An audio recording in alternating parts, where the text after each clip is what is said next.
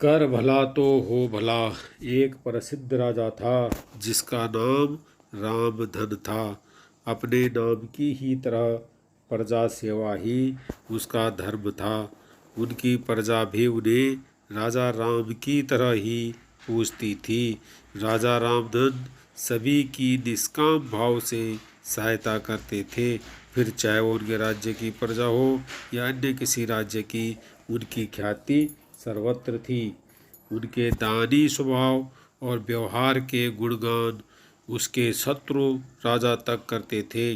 उन राजाओं में एक राजा था भीम सिंह, जिसे राजा रामधन की इस ख्याति से ईर्ष्या थी।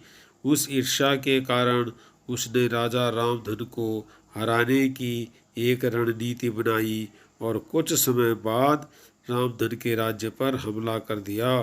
भीम सिंह ने छल से युद्ध जीतने और रामधन को जंगल में जाना पड़ा। इतना होने पर भी रामधन की लोकप्रियता में कोई कमी नहीं थी। हर जगह उन्हीं के बातें चलती थी, जिससे भीम सिंह को चैन न था। उसने राजा रामधन को मृत्यु दंड देने का फैसला किया। उसने ऐलान किया कि जो राजा रामधन को पकड़कर उसके सामने लाएगा वो उसे 100 सोने की दीनार देगा। दूसरी तरफ राजा रामधन जंगलों में भटक रहे थे। तब उन्हें एक राहगीर मिला और उसने कहा, भाई, तुम इसी जगह के लगते हो, क्या मुझे राजा रामधन के राज्य की तरफ का रास्ता बता सकते हो? राजा रामधन ने पूछा, तुम्हें क्या काम है राजा से? तब राहगीर ने कहा, मेरे बेटे की तबीयत ठीक नहीं, उसके इलाज में सारा धन चला गया। सुना है राजा रामधन सभी की मदद करते हैं, सोचा उन्हीं के पास जाकर याचना करूं।